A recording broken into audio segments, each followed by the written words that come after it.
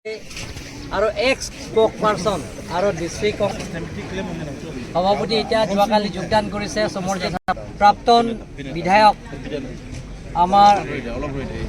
আমাৰ লগত আছে লেংডন ইংকি ডাঙৰীয়া বা মৰমৰ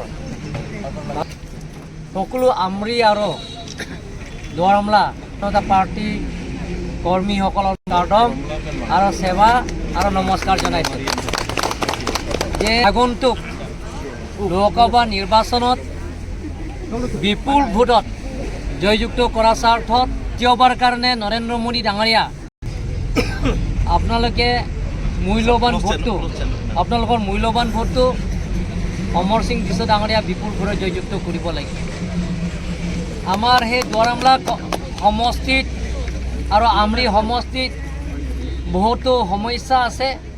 ৰাস্তা পদূলি সমস্যাৰ পৰা আৰম্ভ কৰি সেই গোটেইখিনি সমস্যাবিলাকৰ সমাধান কৰাৰ স্বাৰ্থত আৰু আমাৰ ইণ্টাৰ ডিষ্ট্ৰিক্ট বৰ্ডাৰ দুৱাৰমলা কনষ্টিটুৱেঞ্চি আৰু লগতে Amri constituency inter state border সেই গোটেইখিনি সমস্যাবিলাকৰ সমাধান কৰাৰ স্বাৰ্থত আমাক অমৰ সিং ডিছো ডাঙৰীয়াক পদুম ফুলৰ চিনত বিপুল ভোটত জয়যুক্ত কৰিব লাগিব।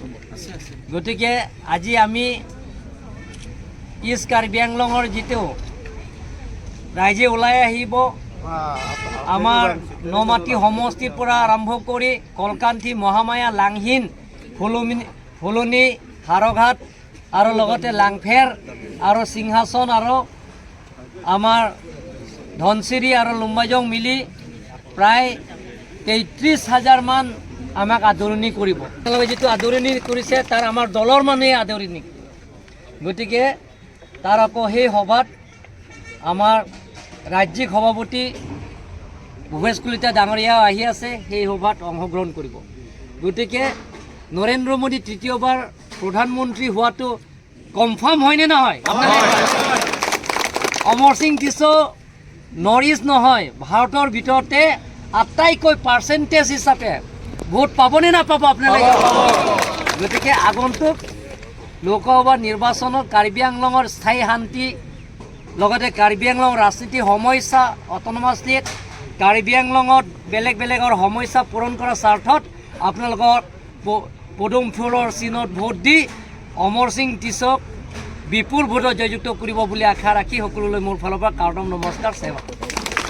भारत मात डॉक्टर तुलीराम रंहांग जिंदाबाद डॉक्टर तुलीराम रंहांग जिंदाबाद अमर सिंह डिसो जिंदाबाद अमर सिंह डिसो जिंदाबाद